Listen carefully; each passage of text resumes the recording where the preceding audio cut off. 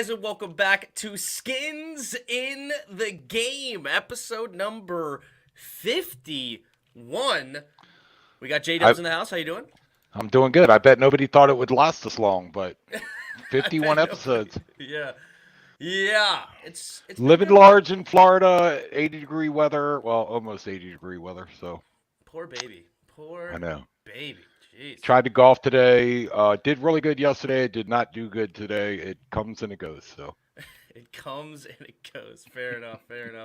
Well, we got a good show today, all right? Because we got the Ron Rivera and Martin Mayhew press conferences to dissect a little bit what was said, what was not said. We'll go from there. We will talk a little bit about Cole Holcomb. Now, Cole Holcomb may be the lead front runner for the middle linebacker spot in this, and a lot of people thought we needed one, so we'll discuss, is that a good idea, not a good idea? How does our roster look right now, right? We got through free agency. We're heading into the draft. How do we feel about this roster? Have we improved, or have we not disproved, but what's the other word? Have we regressed, I guess is the better word to put it. We'll talk about that. Roger Goodell talking about Dan Snyder a little bit. We'll end the show there. And then we got a couple other things to touch on. But, of course, as always, we start with the dad joke of the week. How do you make a waterbed bouncier? How? Add spring water. Spring water. Why didn't I think of that? I don't know. Like, that's obvious, right? No, that's a good one. I like that one. It could be a lot worse, I think. I don't think that's the worst one. So I think you did well there. Well, I try. Trust me, I searched long and hard. I try to find a joke that people aren't going to go, face plant. Yeah. But anyway, people in the chat, what's up, Jairus? What up, Jacob? Thanks for being here early and on time. We're having a good time. And then, what do you got? What do I have? Mm-hmm. Or what do I got? I got to say it the right way. Yep. All right. Sometimes I like to go with trivia, but the longest streak by an NFL team of non-losing seasons. Who do you think holds that record? Right now, I know, like current or ever? No, right now, currently. Oh, it's the Steelers with Mike Tomlin. Mike Tomlin has been awesome. He hasn't gone under 500 his whole time of being a coach. Well, and you're right. So you completely took away the thought. You didn't even hesitate. But would you care to guess who's in second? Oh, this one I have no clue. So this one would be a complete guess because I know the Patriots recently went 7-9, so they're off the list now. Yeah, they're off the list as of 2020. Yep. And so that one is interesting. The Seahawks would have been a decent guess, but they just had a negative season this past season. So who's second on the list after the Steelers? I don't think the Ravens got to 9-8 this year. I really don't know. This is going to be a complete guess. Saints just had a negative record. Man. Green Bay. Oh. No, actually, let me see. Where's Green Bay? Hold on. Why can't I find this is a good guess. Is Chiefs the second? Yep. Oh, nice. Well done, Red Wings. Well done. Excellent. But the most impressive thing is the Steelers go back to 2003 and the Chiefs go back to 2012. So the Steelers have a 9. Yeah. And the funny thing is there's only 1, 2, 3, 4, 5, 6, 7, 8, 9, 10, 11, 12 teams that go back more than 2020. Wow. So anyway, that's what I got. All right, fair enough. All right, this is what I got. I got a complaint. Okay. What else is normal? What else is new? All right, so you almost made me spit my drink out. I was at work on Monday. Okay. And I get a random notification from Twitter. And I don't really use Twitter, right? But it literally sent me a notification on my phone. And it popped up, breaking. The Bills are trading wide receiver Stephon Diggs to the Cowboys per Rap Sheet, which is Ian Rappaport. This is the craziest offseason, gets even crazier.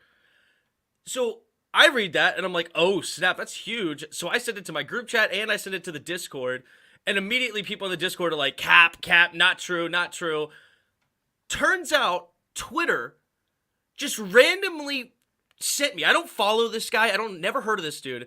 Just randomly sent me fake news. So I deleted Twitter. Twitter's off my phone. Don't hit me up on Twitter. I was like, what in the world is that? How do they send me fake news out of nowhere? And then turns out this account suspended. So you suspend the account, but you were just recommending him to me 2 days ago. That was so weird. I don't know why in the world they did that, but that was the first "what do you got" I had. I thought that was funny. So Twitter. Well, and I can proudly say I have never been on Twitter. I don't follow Twitter. My wife does, but I have never had a Twitter account. Yep. We're gonna have to get you a Twitter account for Skins in the Game. No, just kidding. Only reason I had a Twitter account was because of this show. So that's the only reason why I went there. Oh, so you're blaming it on me? Well, not necessarily the show. I should have said this channel. I fell for that too, says Jacob. Yeah, I was like, what in the world is that? That's ridiculous. Almost got me, but knew it was fake. Yeah, but just to randomly send me a fake news when Twitter's all about, oh, we got to keep the real news, right? Like they're all about making sure that no fake news is spread, but yet you're going to spread it. You're going to amplify it on your own thing. That was just ridiculous. My second one, we have to just touch on it. I touched on it on my Monday episode. But the Will Smith smack of Chris Rock, was it staged? Okay. We had a conversation offline about this. Just my gut. But as I was saying to you, if you to me or me to you or the average guy to another guy goes up and smacks somebody across the face, I think you need a few seconds to react. Yeah. You know, like a hand to the face or a look up. I mean, Chris Rock smiled and Will Smith walked away smiling. I don't know. I just felt like I didn't buy it. So I think it's real. I don't think they staged it. Because I think I can make sense of it all. Will Smith laughed at a joke he shouldn't have because his wife didn't like it. Yeah, Jada shot him the stink eye. So he had to save face, right? He couldn't just, go straight face. Otherwise, he's in trouble, right, with his wife. So he overcompensated to make sure that this was not going to become an argument of, oh, I laughed at something I shouldn't have. And he went up and he smacked Chris Rock in the face. Now, Chris Rock stood there laughing because he didn't expect it, right? Like, he thought maybe it was going to be a fake slap or something like along those lines, how dare you talk about my wife? And it was going to be maybe a joke back and forth because he didn't think the joke was that bad, which the joke wasn't that bad. Literally, it's just talking about his shaved head because of Appalachia, but she looked like G.I. Jane. She did. A black version of G.I. Jane. I don't know if you ever seen this. I've never seen the movie. No, I saw the film. I've seen the movie. I know, yeah. But anyway, so Chris Rock, when he does get smacked in the face, he's in shock. He's hosting the Oscars. Like, this should not happen, right? All of a sudden, somebody comes on stage, and it's Will Smith. Like, what do I do here? And he's kind of looking around like, are we for real? Like, are we really going to allow this? Security going to escort? Like, all of this stuff is sure is going through his head. But then it kind of does turn a little bit. And he's basically like, it's a G.I. Jane joke. Like, are we serious? And then, of course, when he starts flipping out, and then Chris Rock goes, oh, I coulda. But then he gets out of it. But he could have said some messed up stuff after that point. I mean, he's a comedian. I'm sure he has 100 things off the top of his head that he could just go in on. And I thought he handled it beautifully. But I think it makes complete sense from, step 1 to step 8, except for the fact that the joke wasn't that bad, but so Jada shouldn't have been mad. But everything seems to line up perfectly. I mean, if they did stage that, good for them. They are actors. We're talking about the Oscars. Right. But well, and I want to say it makes sense. How many posts I saw since then on Facebook that said if it wasn't for that, I wouldn't have even have known the Oscars were on TV. True. I didn't know. True. I didn't care. Haven't and watched I had them never forever. heard of alopecia. Have you? I don't know if you've heard. I had never heard of it, so you're bringing attention to the disease as well. But anyway, enough about that. It was just a funny thing to bring on. All right, let's get into the real topic. So before we get into the Ron Rivera and Martin Mayhew press conferences and start diving into some more Washington Commander stuff, there's two general NFL things that I thought were interesting. First up, the new NFL playoff rules for overtime guarantee each quarterback will touch the ball at least once, and this is in the playoffs only. So it'll still remain the same in the regular season, but in the playoffs, they will not have another where Tom Brady scored a touchdown and didn't give it back to Pat Mahomes, or Pat Mahomes scored a touchdown and didn't give it to Josh Allen. What do you think about this? I think it's unnecessary, but we've had this discussion before. It's like, stop them. And you've seen teams that have stopped good offenses, and it's like, I'm not going to let you get a touchdown. I mean, the field goal thing I could get because all you had to do was get to the inside the 40-yard line and you had a chance to win the game. That was a problem. But if you as a defense cannot keep the other offense out of the end zone, then why do you deserve a shot at the ball? Right. You know, we've seen it where good offenses or defenses have stopped them from scoring, then have gone down and scored. It's not like every single time in the postseason, which is theoretically all good teams. It's not like every time in the postseason, the team that wins the coin flip wins the game. Right. I don't know the percentage of it, but it's not. I think there's a pretty reasonable percentage of those that have not scored and the other team gets the ball and maybe they don't score, but then you have it's basically sudden death at that point. Mm-hmm. But why is it? Oh, so what are they going to do now? The first team scores a touchdown. The second team scores a touchdown. What do they keep? Does it become sudden death after that? It's from what I read, it sounds like, yeah, they only are guaranteed the ball once. So you're not guaranteed the ball as many times. Like, they're not guaranteeing the same amount of touches. They're guaranteeing only once. Okay, but this is the point I'm trying to make, and I'll do it as succinctly as possible. But, okay, so the discussion is, or the point is, that it's not fair to the really, really good offense that the other team gets to touch the ball and they don't. Mm-hmm. Okay, so they both score a touchdown because neither defense can stop them. Now they're tied. Mm-hmm. Now the other team gets the ball and scores a touchdown. Well, now they got to touch it twice, and I only got to touch it once. Yep. Where does it end? That's my point. It doesn't make sense to me. I 100% agree with you. And I'm going to go as far as to say this. This does nothing. You've done nothing. If you win the coin toss, you still have the advantage, right? Yep. You still have the advantage.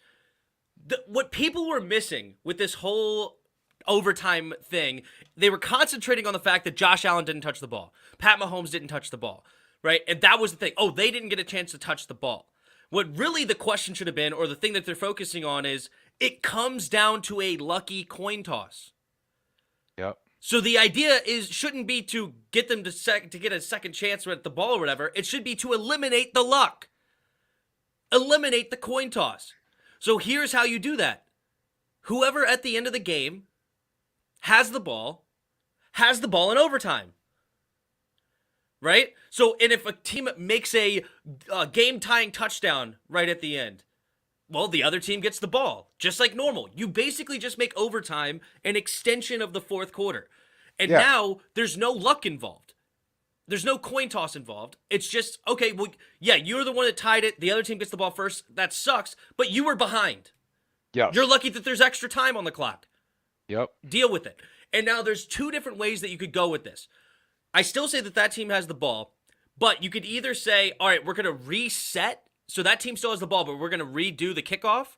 Or you could even say, just start on the same line of scrimmage that you were already on. If you were on the 32-yard line of your own 32-yard, start there. If you're on their 28, start there. Because if you're on the 28 anyway of theirs, you're going to take the field goal before the clock hits 0 to not even go into overtime, right? In normal circumstances. But now you could just let the clock hit 0, get a few extra yards if you want to, and then send it into overtime. But the whole idea of, oh, okay, because you've changed nothing.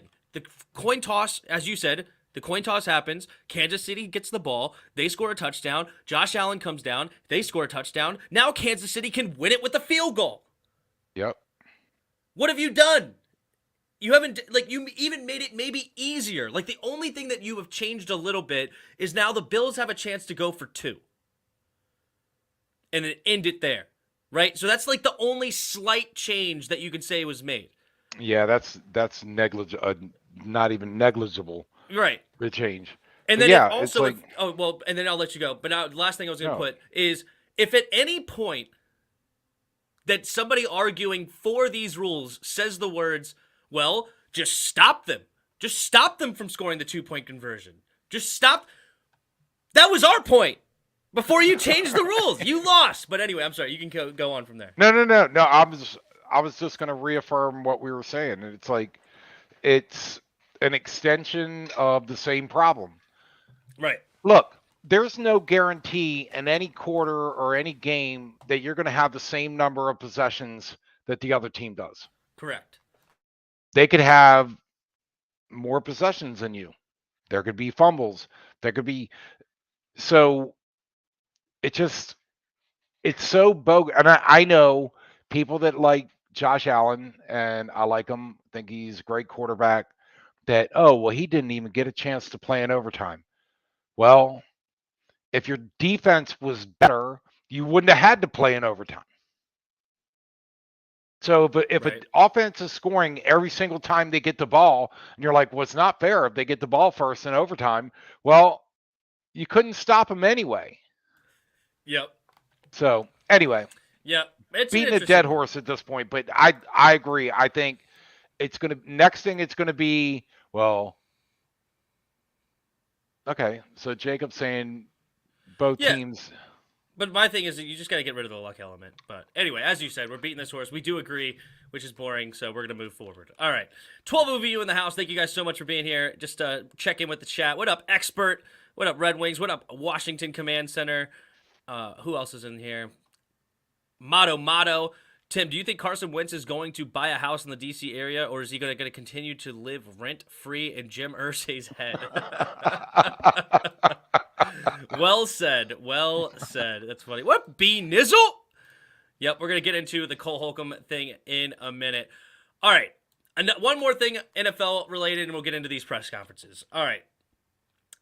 NFL is now going to create a minority position for each team that apparently is attached, like have direct contact with the offensive coordinator and the quarterback's coaches of each team. And I brought this up because I actually like this kind of a change, right? This is a kind of, quote unquote, a progressive move that actually can make sense. First of all, you're making a new position, so you're not saying, all right, we're going to take away positions from other groups and give it to them. We're making a whole new spot. So it's not stepping on each other's toes of somebody that may not be as qualified as someone else, and then they take their job and give it to them anyway. It doesn't matter if you're not qualified as, quote unquote, as the white person. You can still get this position. So I like that. It also makes sense. Compare it to, like, I wanted to compare it to the third round pick, compensatory pick for each team. That the idea of that rule, the third round pick rule, is if your offensive coordinator or defensive coordinator is a minority head coach and they get hired as the head coach of another team, you then get a third round pick. Wait, not a minority coach, not head coach. You said head coach, but if they become a head coach, I'm sorry, if they're offensive coordinator or defensive coordinator, they become a head coach, you of another team, you then get a third round pick. That's stupid. Because you're de-incentivizing black head coaches at that point. Because if Kansas City right now has a black offensive coordinator, Eric Bieniemy, why in the world would I want to hire Eric Bieniemy and give the Kansas City Chiefs, who have been the AFC Championship 4 years in a row, an additional third-round pick? Yeah, I don't get the incentive there either. Right. Like, I'm helping out the great teams by hiring that coach. If I can find another guy that's just as qualified as Eric Bieniemy, I'm just going to go that direction because I'm not giving a free pick to the Kansas City Chiefs or free pick to list team after that. So this seems to make way more sense. And Ron Rivera talked about it in his press conference. That's where I first heard about it. And I thought that was a good change. What do you think? No, I think I just wonder, and maybe I'm naive, but I just wonder at this point where, like ask Mike Tomlin, do you really think, and maybe it's the case, but do you really think that a team is considering race in a negative way when they're thinking about hiring a head coach or any coach at all? I mean, are they not looking at, look, this guy is the best qualified candidate, but hold on, I'm not going to hire him because I'm part of the Good Old Boys Network, and I'm going to not hire him because he's a minority. I don't know. I mean, there's only a handful now of black head coaches, but there was at one point like 5 or 6 of them, like within the last 2 years. Yeah, and what was the Cincinnati's coach? I can't remember it. Marvin Lewis. Marvin Lewis, thank you. Mm-hmm. Lovie Smith. Lovie Smith? Do I have that right? Lovie Smith was the Chicago, and he was also the, he was Chicago, but now he's the head coach of Houston. Yeah, so I'm just saying, Yeah. Do we really think that owners and NFL teams are considering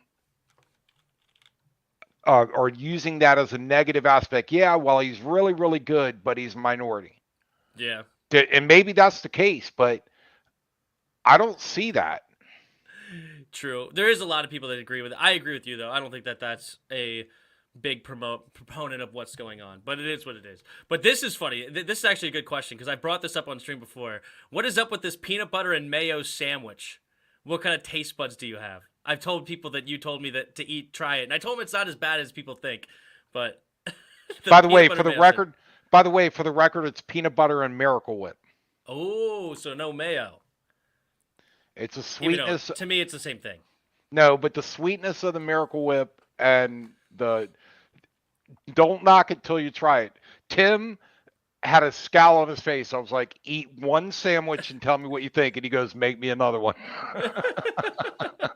It wasn't that bad. I thought you just made me two. I could be wrong. No, I was hungry, I think though, you so I needed another one. I don't eat just one peanut butter and jelly. Who do you think I am? I didn't realize you shared this with the audience. I think it's kind of funny. Yes, I did. But it's got to be. Look, I love mayo, but it's got to be Miracle Whip. Gotta be Miracle Whip. Different. Okay. It's the. Let me know in the chat if that makes it any better. But it is what it is. Make Washington sell the team for a majority black owner. I don't know. What is a majority? I guess. What is the majority there? On that one, I think that's funny. Maybe I don't. Well, know. I think they're saying a black owner that owns more than 50% of the team. Maybe that's what it was. I was thinking about he got us to be 51% black or something. Well, you went the other way. I don't think that's what they meant, but I don't know. Who knows? You two let me know, B9. I can't eat mayo or Miracle without vomiting. Ugh, that sucks. All right, here we go. Ron Rivera. We digress. Press conference. All right, and also Martin Mayhew both talked about this in their press conferences. And let's get into the title of this video. What are we going to do at the middle linebacker spot? Ron Rivera and Martin Mayhew. So Ron Rivera was asked about Cole Holcomb, and he said he's very happy with Cole Holcomb's progress is what I meant to say, and that he's really developing Lowell and doing a great job. Martin Mayhew was actually the one that went as far to say is that we are looking for him to be our Mike linebacker in the 2022 season. Ron Rivera has yet to say that, I should say. Do you think, is that a good direction? And before you answer, I'm going to just give you a little bit of stats. He had 141 tackles last year, two interceptions, 2 forced fumbles. He only had a 56.7 PFF grade, but nobody on our defense played well. But he is only 6'1", 231 pounds, not the quote-unquote biggest linebacker, but he does have great speed. London Fletcher. All right. Do you think this is a direction we should go at the middle linebacker spot? I don't have a problem with it. What's the alternative, I guess, at this point? Right? I mean, I want to draft Nakobe Dean in the line. I want to draft a middle linebacker. Well, maybe they still do that. I don't know. But that's the guy you got in camp. Mm-hmm. You know, what's the alternative to what we got now? If they draft that guy, and I can't even think of his name, Nakobe Dean, is he going to be ready to play like first week? And is he going to be mic'd up captaining the defense? I don't think so. So you at least need a stopgap. Mm-hmm. To who else is it going to be? We could bring John Bostic trash back. I'm just kidding. No, we're not doing that for sure. But yeah, as far as the roster is concerned, you're right. That is really the only guy that could play the spot. He has been in the defense of Jack Del Rio's defense the last 2 seasons. He's been in the league like 4 years now, I believe. I think this is going to be his 4th year. So it's interesting of should we go that direction. I do find it funny though. He's 2 inches taller, but he's only 2 pounds heavier than Nakobe Dean, and everybody is crapping on Nakobe Dean for the idea of him being the middle linebacker of this team. Oh, he can't get off blocks at the NFL. He can't do it at the NFL level. But yet somehow Cole Holcomb, 2 pounds heavier. Totally. Now we're in line with a true middle linebacker in this league somehow. And I know you brought up, and we love to bring up the idea of London Fletcher, like a great middle linebacker in his own right, but he was only 5'10" on a good day maybe, and he was like 240 pounds. He's a little bit heftier. But talk about a guy playing with heart, playing with intelligence. Gotta love London Fletcher. And technique. I think technique is important. Technique is more important than size in the middle linebacker to me. I mean, you don't want a 150-pound middle linebacker, don't get me wrong, but it's technique more than it is size. Right. And there has been a little bit smaller linebackers. People are going in that direction. I know Patrick Queen for the Ravens is not the biggest dude in the world. Darius Leonard for the Colts. So there has been more of a movement to make your middle linebacker more of a speedy guy that can cover in a pass-happy league. But what I love about Nakobe Dean over a guy like Cole Holcomb, and I do like Cole Holcomb. I just don't love the idea of Cole Holcomb as a middle linebacker. It's Nakobe Dean plays with that fire. Nakobe Dean plays with the intensity a middle linebacker needs. Like, he will remind you, I believe, if you put him in this defense, he will remind you of a Ray Lewis. Not as big of a Ray Lewis, but you won't even know that he's smaller than Ray Lewis because he's going to play better, and play bigger, I should say, than what his size says. He has that Micah Parsons energy in him. Again, I don't think he's going to be as good as Micah Parsons. I always have to preface that whenever I mention he's going to be the next Micah Parsons. Oh, Tim, you're being too much of a homer or whatever. I don't know. When do you think they're going to draft him? At 11? So, I would. A lot of people are hating the idea of drafting him at 11. I think he's a top 10 player in this draft. I really do. I think he gives you that kind of heart and ability, even though he's not necessarily the biggest guy in the world. I would. If I'm there at 11, it's a huge position of need, and he has that it factor, right? It's not just a talented dude that, like Jamin Davis, last year at pick number 19. Jamin Davis was a measurables guy. 6'3", 238 pounds, can run a 4.4 40-yard dash, strong. He checked off all of the physical attributes of a linebacker. He was terrible last year. Lacked heart. Right. And they tried to force him into a middle linebacker spot, and he was just played like his feet were in mud. Because he's not a high IQ player in this league. I believe Nakobe Dean is that kind of a high IQ player. You asked, will he be year one being able to put the green dot on his helmet? I would go as far to say, and I know it's unlikely, most rookies are never going to be that. I think this dude, he's a mechanical engineer. He led a national championship defense last season. He's high IQ. He's putting his teammates in the proper position. I think even in year one, maybe not week one, but in year one at some point, he would be your starting middle linebacker, and he could be the quarterback of this defense, which is something we so desperately need, right? We needed a John Bostic that puts everybody else in position, but also can actually play the linebacker position, unlike John Bostic. So if you left a message for Ron Rivera and told him this? I'm sending him this after this episode. I'm cutting this up and sending it directly to him. I have his direct email, so it's going to be fun. Dean can play Mike. Only way he survives is outside where Jamin is going. See, I just disagree. It's fine. Dean is way too small for the NFL. He got trashed in traffic in Georgia. Leo Chanel is legit, has Micah Parsons types traits. Well, Micah Parsons is not a middle linebacker, so there's that. Even though he's such a bigger and faster and stronger and all this kind of stuff. It's the it factor, guys. I want a 6'3" guy. There is Devin Lloyd in the draft that a lot of people like out of Utah. That would be interesting, but I don't know. My dad got us some groceries. That's a funny comment. Nice. Heard that Colts made offer to Jarvis and Tyrann Mathieu. They're ready to go all out. Ooh, with Matt Ryan going all out. Interesting. We'll see how that goes. But anyway, all right. I just don't know. I mean, if that's the direction we end up going is Cole Holcomb at middle linebacker, I'm not necessarily going to say I hate it and we're screwed. We don't have a middle linebacker, blah, blah, blah. But I don't see Cole Holcomb ever being a top half of the league middle linebacker that's going to be the actual true quarterback of this defense and have the – I just don't see it. I really don't. That's my take. But you have any last things to say on that one? As good as take as anybody else. I mean, it's all conjecture at this point. True. So you could either be brilliant or you could be totally off the mark, just like everybody in the chat. It's like – Yep, he could be a great player. He could be a bomb, but until he actually gets put in there, who knows? Right. But I have nothing else to add other than that. All right, sounds good. All right, continuing on with the Ron Rivera press conference. He was asked about, so you remember the J.D. McKissick Buffalo Bills drama with Brandon Beane being a little bit upset?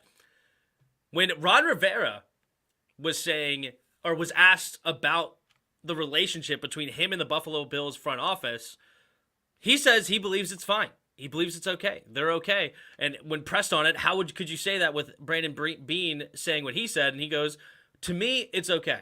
It's good. Who do you believe? Do you think that there is some animosity? Do you think that Beane was just in his feelings soon afterwards and he did a press conference maybe a little bit too early, maybe he needed to cool off and everything is actually good? Or do you think that he actually is holding a grudge for this whole J.D. McKissick thing? Well, it's hard to say. Yeah, it'd be a complete guess, but it's fun. You're saying a grudge against Ron Rivera or just and the front office of the front office of the Commanders. Well, what did the front office of the Commanders do wrong? They, quote unquote, in Brandon Beane's eyes, they pursued a player that said the agent said is done. That we've already agreed to another deal, but they continued, so they broke etiquette. They didn't break a rule, but they broke etiquette into continuing to pursue a player that already agreed to a contract with another team. Okay, I mean, I get that. I look at J.D. McKissick as changing his mind, and I had a conversation with your uncle that it'd be one thing if J.D. McKissick was shopping two separate teams from where he was, and then he told the Bills, we got a deal, and at the last minute, he went to the other team. Mm-hmm. J.D. McKissick is going, look, after I had a chance to think about it, I know I told him that, but after I had a chance to think about it, I really like being where I am, and I want to stay where I am. So he stayed. He didn't go to another team. I don't buy this whole thing that the and I have the hardest time saying the Commanders. I still want to say the Redskins, but that they did anything wrong. It was like, ask them, hey, are you sure? Because this is our offer. And then J.D. McKissick changed his mind. What did the Commanders do? I Right. know what he's saying, but I don't buy it that, oh, they somehow broke etiquette by continuing to talk to a player. I mean, did they change their offer to him? I'm not sure they did. I think McKissick No, they just, just matched it. They just matched the offer. Yeah. yeah, so it wasn't like they tried to up the, it was basically like, hey, by the way, we had the option to tell you this. We'll match that offer. And J.D. McKissick said, oh, okay. I would love to stay here. Thank Yep. you. So, like I said, if it had been Team B, somebody else Yeah. that he wasn't playing for it, he told Bills he's good, and then they pursued him and he changed his mind. He wanted to stay home. Yep. So I don't buy the whole, but I know I don't understand etiquette. I'm not an etiquette guy. I'm not an etiquette guy. So, I agree with Red Wings. I do think it's going to blow over. It's for a backup running back. That's a great point. It's yes, we all love J.D. McKissick, and yes, he helps our offense for sure. But this idea that he is a must-have and we can't survive without him, I think is pretty funny from everybody. But I think he was by just the a way, little bit before butthurt. we It is move what it on, is. did you Yeah. hear Darius Geis is making a comeback? I did hear about Darius Geis potentially making a comeback. I would love to see him in Buffalo. They're speaking of a team that needs a running back. I think that would be a great scoop for the Buffalo Bills for a cheap deal. That could be huge for their offense. They need a running back relatively bad. They have Devin Singletary and Zach Moss. Zach Moss has yet to put it together. I think he was like a third-round pick for them, and he hasn't really been living up to expectations. Devin Singletary is more of a little bit more of a scat back. He's got decent size, but he's not really a true every down linebacker. I think Darius Geis would be a great addition there. It's interesting. Well, I Here's just wondered Oh, go ahead. who's going to want to touch him. Well, apparently the charges were dropped. Well, I know that, and and maybe that'll. I still think he's a little bit of a hot potato right now, but who knows? We'll Somebody might see. grab hold of him. Yep. As I said, it would be a cheap deal. I'm not saying throw a. Oh, Darius Guy seems like a Cleveland Brown type player. Oh, that's wrong, but funny. All right. Ron Rivera and Martin Mayhew both were asked about the whole concept of the reason that Washington can't sign any free agents is because they don't want to be here. They both shrugged it off, and Ron Rivera went and said, Shocker. yeah, Ron says they're taking free agency slow. That's why they're looking for the right guys at the right price, and that's why they haven't made any moves. Which is true. Do you think there is some truth to this idea that players don't want to come to a very new Dumpster name fire. team, and a little bit of you could say dumpster fire, or is I it did say dumpster Ron fire. Rivera? And I know Roger Smith has said this in the chat before that it's Ron's cheap. Martin Mayhew's cheap. They don't want to spend big money on these free agents. So are they just taking it slow and they don't want to spend big money, or is it players don't want to go here? What's your feelings on that? Look, one of our players went to Jacksonville. How good is that? If you pay the right amount, if you make the right offer or the right amount of money, they'll go anywhere. Mm-hmm. So I don't think that players are like, well, yeah, Washington's offering me a boatload of money, but no, I don't want to go there.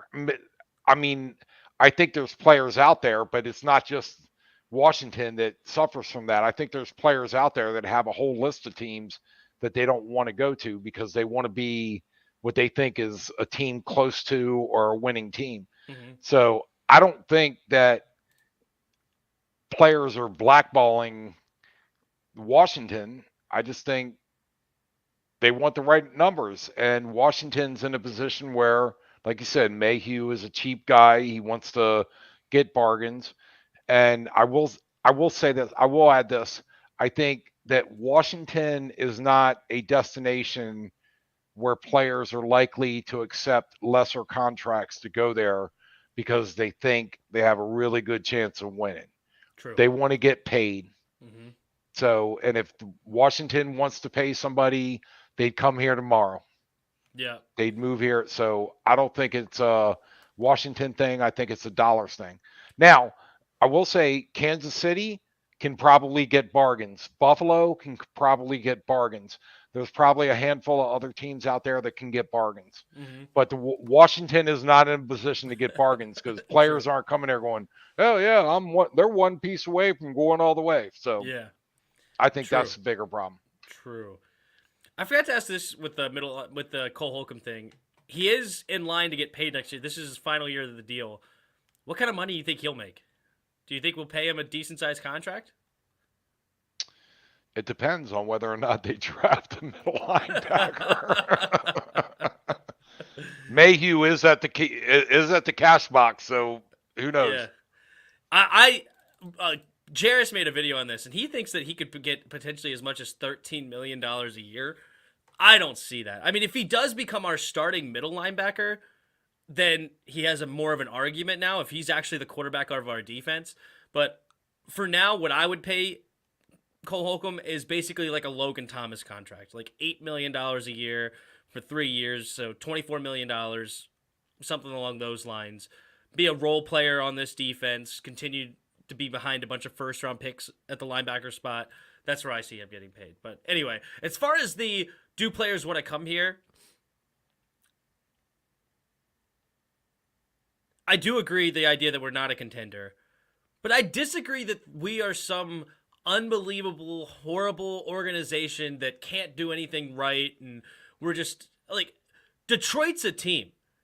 Like they have been terrible forever, and they could get free agents. Jacksonville's terrible. They got some decent free agents this offseason. There's a lot of teams. This. Yeah, it's definitely money. And J.D. McKissick is a guy that said, no, I could go to a contender for the same amount of money. I could get the exact same contract, and he chose Washington, right? Ron Rivera is respected. Martin Mayhew's respected. We got a quarterback now in Carson Wentz. We'll see. His teammates seem to respect him. I don't know if he's necessarily respected around the entire league. We'll see. I don't buy into this idea that Washington is impossible to get free agents. I just think that we don't have a ton of cap space. Well, I know we don't have a ton of cap space. We only have just under $11 million. Bobby Wagner is a guy a lot of people want. He wants $11 million. We don't have $11 million to give him. So where is that going to come from? We used the money that we ended up saving by cutting Eric Flowers and Matt Ioannidis to re-sign a bunch of our players that we liked.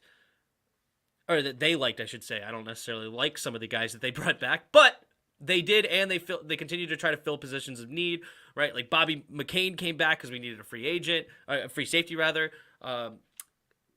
David Mayo and John Kunizak or whatever. But go ahead. Yeah, I was just saying I pulled this from earlier this, like almost a week since the last show, but was saying what cap space is available and the dead money, and yeah, this shows the Commanders have 12.8 million cap space. Yeah. And only what's impressive is only $2.5 million in dead money. Yeah, that's good. That's good contract negotiations and good signings. You're not having a ton of dead money. That is really important. I mean, the Bears have 45 million. The Texans have 51 million. Eagles have 36 million. I mean, I'm looking. Seahawks have 44 million. So what does Atlanta have? Oh wait. Oh, that's got to be off the charts. Hold on. Where is? Hold on. No, they can't be down that low, can they? Oh, 62. I knew they were going to be high with 40 million dead cap. I'm sorry, they were doing the order by available cap space. Yeah. Their available cap space is negative 4.4 million. And they have 60 million in dead. Oh, talk about a rebuild. That's rough. But anyway, another useless set of facts. That's what I bring to the table at this show. Yep, that's true. All right, so you have to agree with that fast. 100%. No, Martin Mayhew press conference. So we talked about a couple of things that they both said, but Martin Mayhew had a couple of things that he said specifically. And Martin Mayhew, off the bat, definitely played politician. Let me tell you. Like, talk about a dude that didn't want to answer questions and answered in, I don't want to say slimy ways, but definitely slippery ways. Let's just put it that way, I guess. He was definitely evasive, bobbing and weaving the whole time. And, I mean, for good reason. The questions that were asked, he probably shouldn't be answering. So I'm not necessarily upset about it. And he did have some answers for certain questions, and we'll go into those. But it was, overall, you could say that he was definitely dodging and weaving. But he said Carson Wentz was the best option for us. Of course he has to say that now, right? They even asked, like, oh, well, now that you know Matt Ryan was on the table, is that something that you guys actually maybe thought about more? And he's like, dude, remember the rumors that we talked to 42 quarterbacks around the league or whatever. We talked to several teams about their quarterbacks. We knew where we knew what was available and what wasn't available. We did our due diligence, all that kind of good stuff. But as far as the quarterback position, he really hammered home the idea that the last two Super Bowl winners got their QB fresh from the offseason. Yeah. Do you think that Carson Wentz can be that guy that brings us all the way in year one? Can we be the next Tom Brady to Tampa, Matt Stafford to Los Angeles? Well, that's a fine question. Ask me in February of next year. Yeah. I'll be brilliant there. But I was going to bring this up in the what do you got in the category of useless stats. Okay. The most rookie passing yards in a single season. All time. Who do you think is number one? Not Carson Wentz, by the way. I'm not leading you to that. Yeah, I don't know for sure, but I would guess Cam Newton. Cam Newton is number 3, okay, so you're not that far off. So Andrew Luck. Oh, yep. Okay, it was my second guess. I was between Andrew Luck and Cam Newton. All right, who's the second? All right, go ahead. You can just. No. Do you want to? I wanted to guess. I did want to guess. Okay. All right. Let's see. Second on the list of all-time rookie yards in a rookie season. By the way, Andrew Luck had 4,374 yards. Cam Newton had 4,051. There's a player between them. Player between them. I don't have a good feeling right now. I'm gonna guess Matt Ryan. No, more current quarterback. Oh, a more current. Is it Joe Burrow? No, it's Justin he got Herbert. hurt as rookie. Oh, of course, Justin Herbert had a phenomenal rookie year. That's a great. Yes. Duh, I should have known that. Now this is where this idea goes south. Number 4 is Jameis Winston. So, famous Jameis. Yeah. Famous. So he had he rounds out the rookies that had at least 4,000 yards, 4,042. Then you go to Mac Jones at 3,801, and who is number 6? Carson Wentz at 3,782. Okay, so fair enough. I think, look, and I'm not selling, hey, we're going all the way, but I'm perfectly fine with Carson Wentz behind the quarterback or at the helm. One thing I found completely useless is J.P. Finley did this percentage. This is actually like more than a week ago, but he did percentage improvement in wins above replacement based on the off season. Wins above replacement is like a baseball term, but he determined that the Broncos improved by 18% and the Commanders improved by like 7%. How the hell where does he pull those numbers from? They improved by 18%. Does that translate to 18% more wins? I don't get it. That's what they're trying to say. And I could believe. I mean, the Broncos are definitely number one with their quarterback addition, but it'll be interesting to see where they go. But I don't know. I have no clue how you come up with those numbers, and he didn't come up with the number. I'm sure he read it somewhere, and somebody else did it. Well, he has him. a chart and everything.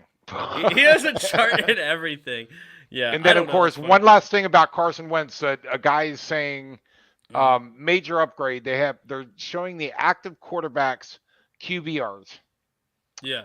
And Aaron Rodgers is number one at 69.1. Mm-hmm. Carson Wentz is 2, 4, 6, 8, 9 at 54.7. Mm-hmm. And Taylor Heineke is a distant and way down the list at 39.9. So he's convinced we've got a major upgrade at quarterback. Yeah, Can't argue with him. QBR is an interesting one. So there's the quarterback rating and the quarterback, or the QBR. Whatever. I don't even know what the quarterback QBR, the R stands for. That's different than rating, but technically those are two different ways of thinking about it. QBR really, really heavily weighs interceptions. So the fact that Carson Wentz only had 7 and Taylor Heineke had 15, that's basically your major difference. And you look at it, it's basically twice as much, right? Yep. Or the QBR is double and the interceptions are double in reverse. So I don't know if I like QBR or if I like QB rating better. I'd be curious if there's a difference in what the difference is in QB rating as far as that goes. But I don't know. It's interesting. But I agree. I think it's a clear upgrade over Taylor Heineke. I think it's funny that people that have disputed this, and some people say it's marginal and all this kind of stuff. But I did want to ask this because I wanted to ask this question because, of course, as I said, Martin Mayhew really hammered home the idea of the last 2 Super Bowls, right? Which team going into this year has the best chance of going all the way with their brand new quarterback? Is it Browns with Deshaun Watson, Broncos with Russell Wilson, Colts with the Matt Ryan, us with Carson Wentz, Steelers with Mitch Trubisky, lol, or maybe Baker on the way to Seattle?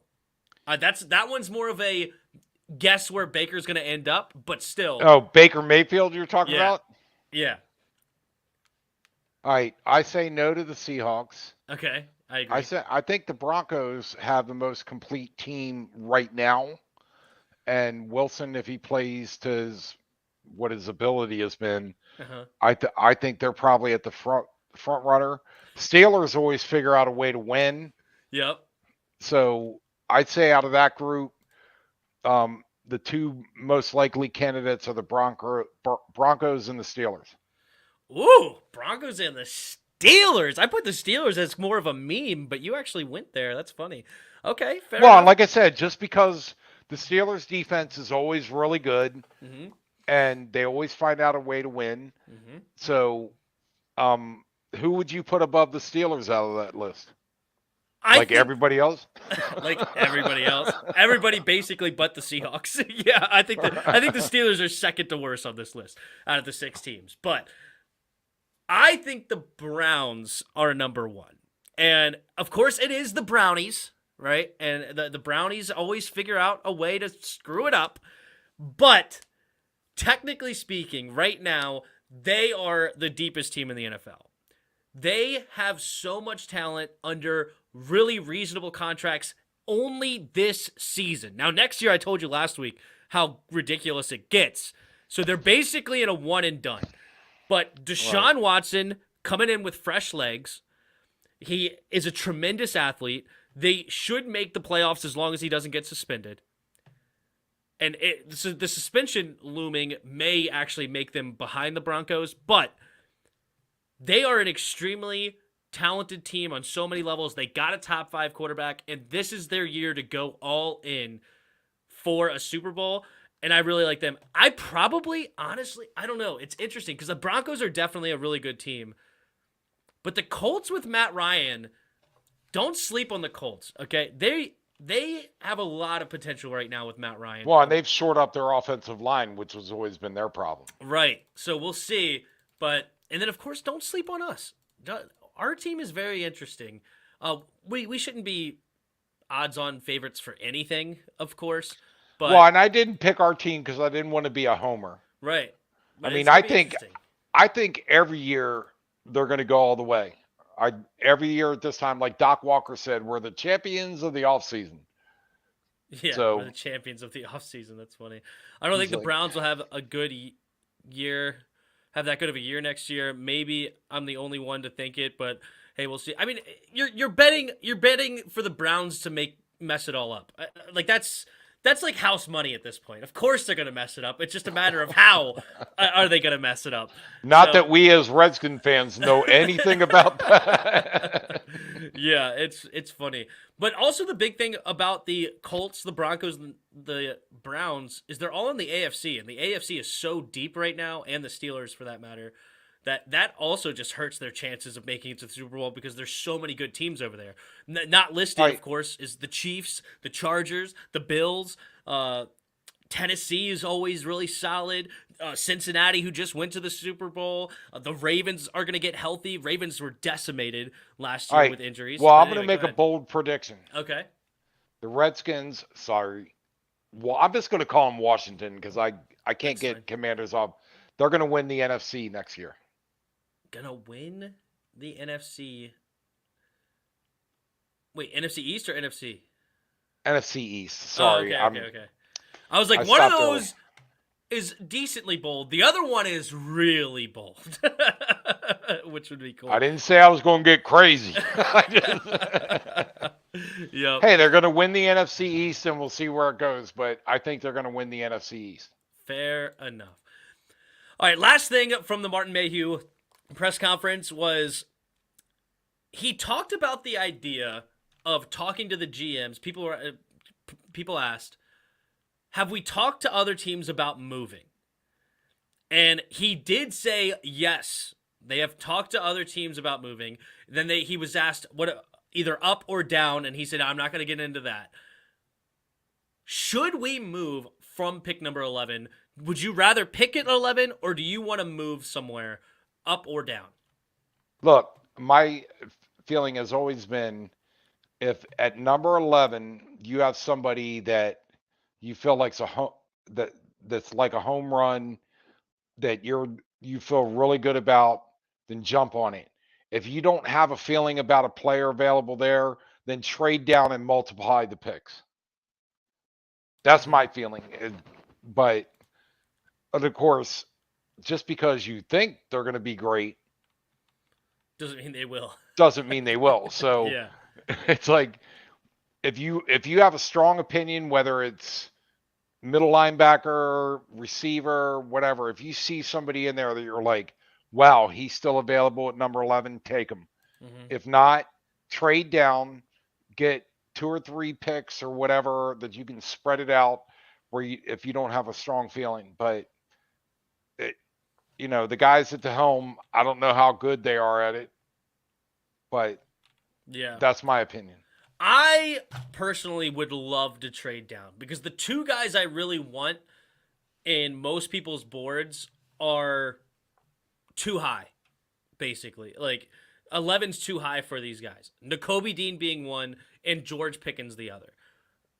Those are the two players I really, really want. Okay?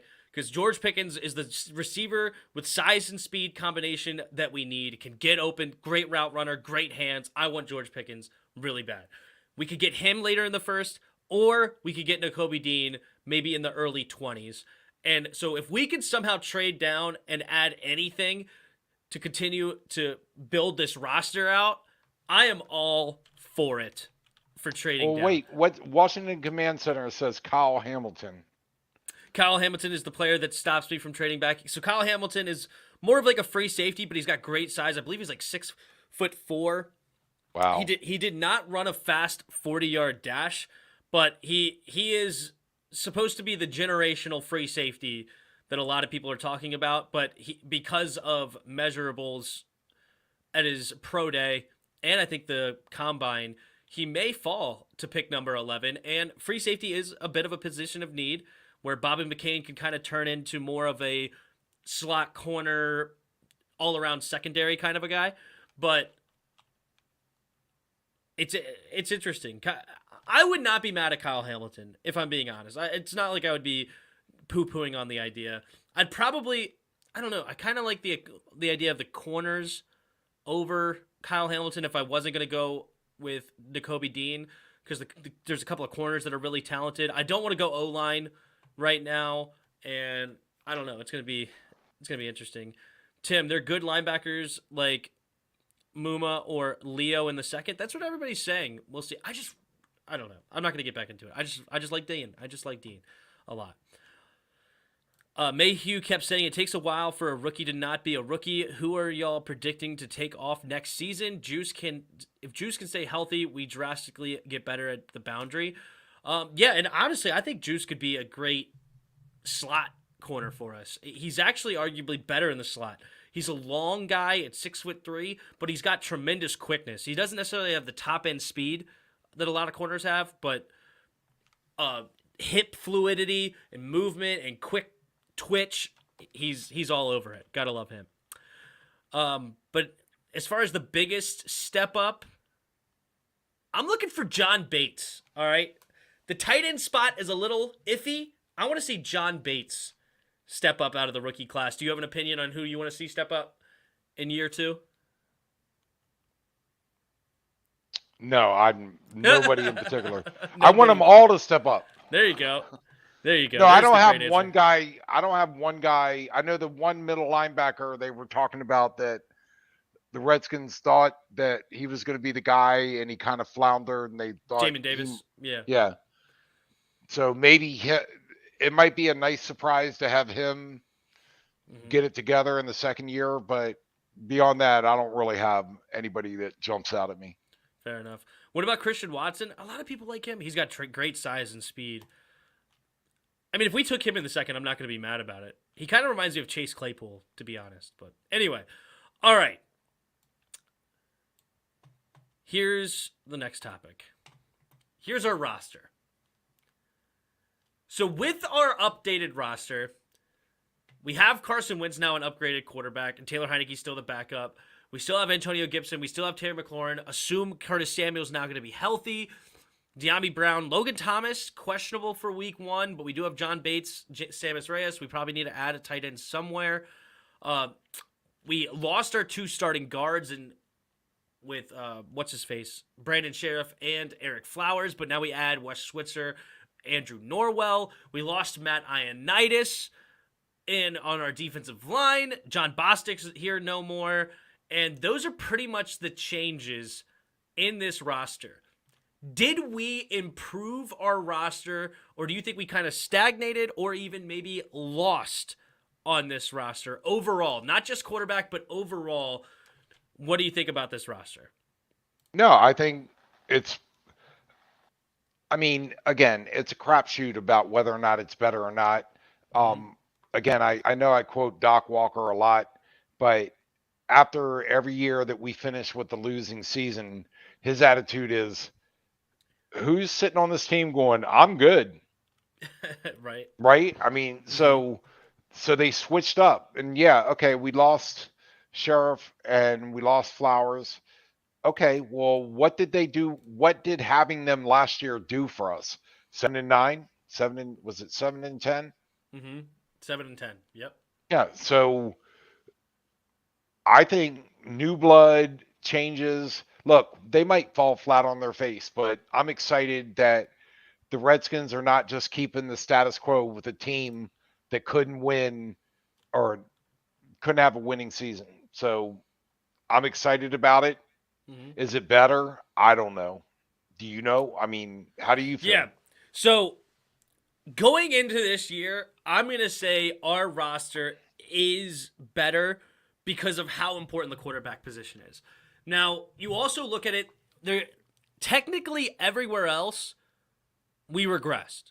Because we either stayed the same or we regressed. Now, you could say, all right, but some of these younger players should step up more, so they should actually be a better player, right? Like De'Ami Brown as a rookie, Jamin Davis as a rookie, John Bates as a rookie, William St. Juice. Like, these guys are coming into their second year, so they should be better than what they were last year.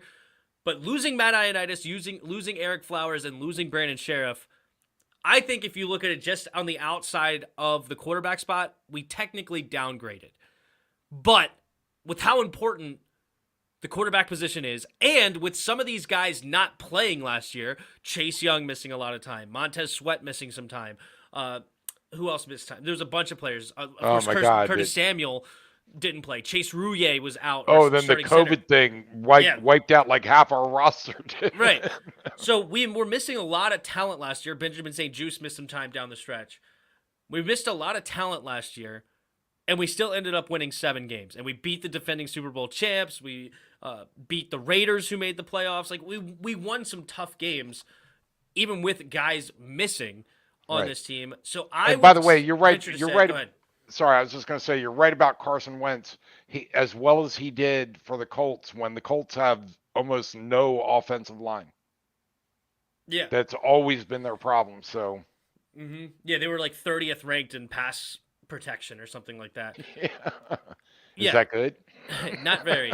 I would be, if I'm a Skins fan, which I am, I would be more optimistic going into this year than I was last year. So by that standard, I think we have improved over what we had last season. And this is a team with 0 draft picks.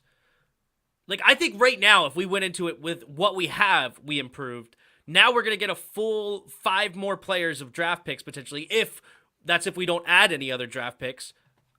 I think this team is better. Yep.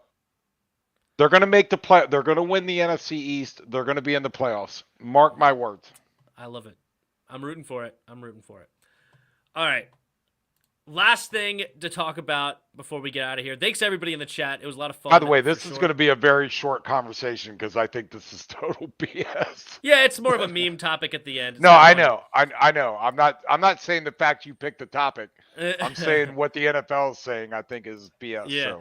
So Roger Goodell had a press conference recently, and he says that Dan Snyder has not been involved or even been to the facility as far as the I don't know what those signs mean. I'm scared.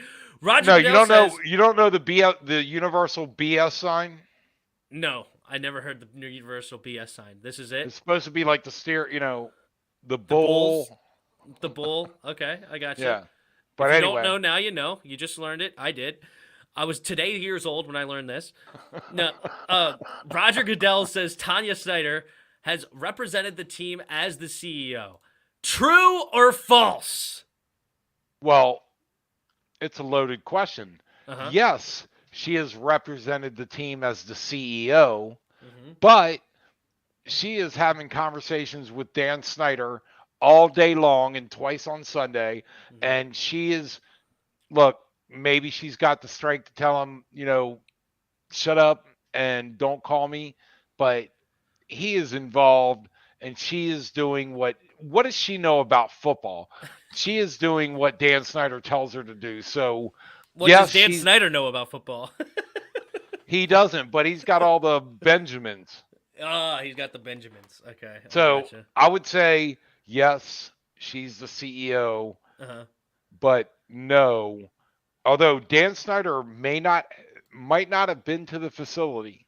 I'm not saying, but there are cell phones and a bunch of different ways to communicate that I don't believe that Dan's sitting at home, I'll say it figuratively, taking care of the kids and doing the house cleaning while his wife is out running the Redskins organization.